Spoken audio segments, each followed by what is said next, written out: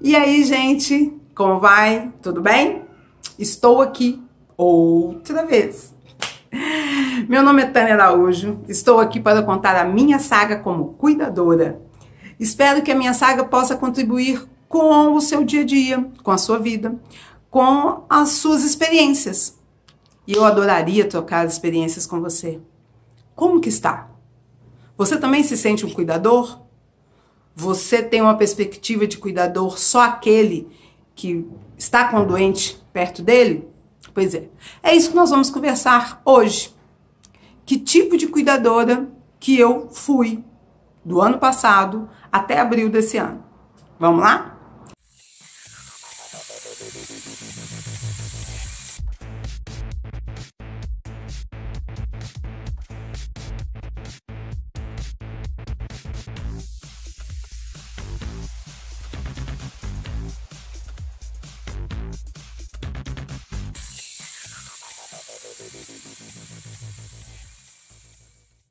Ok, ano passado meu pai teve um problema na cervical e ele de repente sentiu isso da noite pro dia e a gente sem saber o que era, até que descobre que ele estava com várias coisas na cervical. Ele estava com bico de papagaio, estava com hérnia de disco, ele estava com artrose.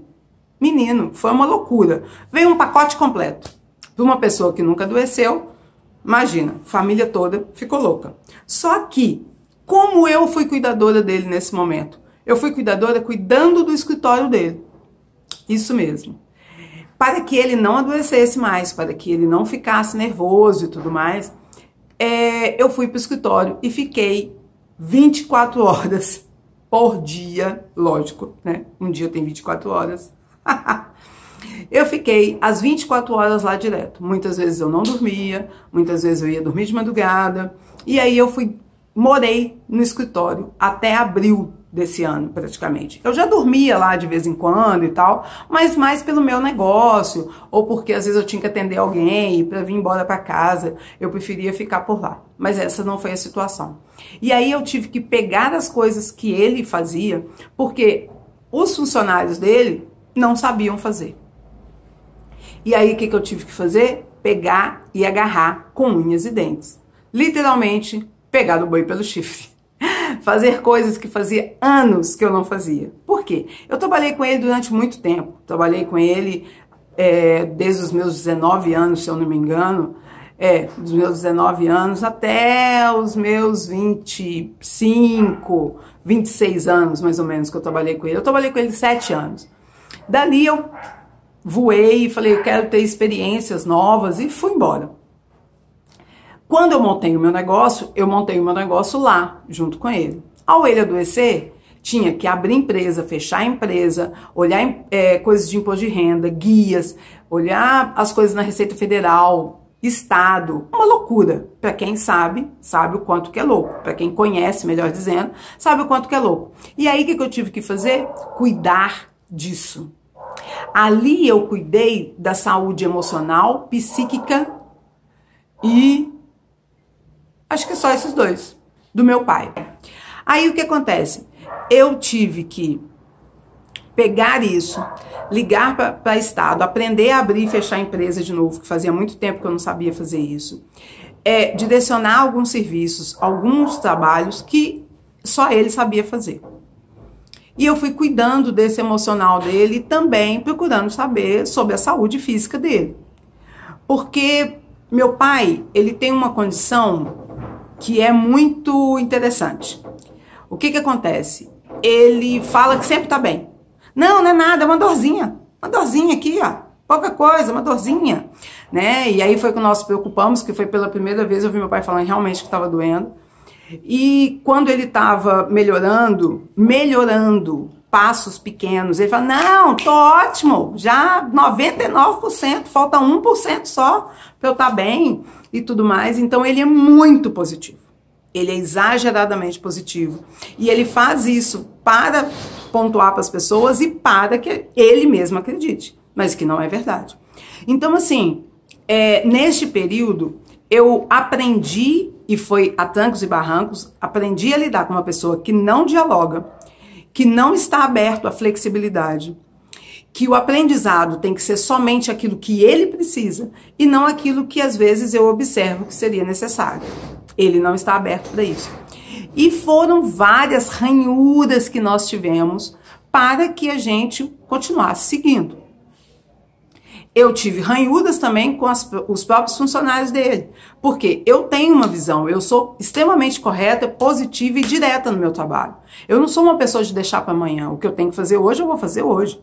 E eu termino, e eu corro atrás, de aprendizado, e foi tudo isso que eu fiz. Só que para as pessoas só acham que o aprendizado vem de fora, né? Então as pessoas acham que ou as pessoas me ensinam, ou eu não vou saber. E às vezes quando você ensina, depois fala, ai, eu não aprendi. E a minha paciência para isso nem é desse tamanho, é zero. E aí, então o que acontece? Nesse período eu passei por vários aprendizados. O aprendizado de ter uma pessoa que depende de você, mas que você não tem como dialogar com ela. Você dialoga somente aquilo que ela precisa. E se você vai depender dela para aprender, pode desistir. Porque ele estava sentindo dor e eu não ia conseguir me ensinar. Né? Eu aprendi a como lidar com terceiros que não querem ou não queriam sair da zona de conforto.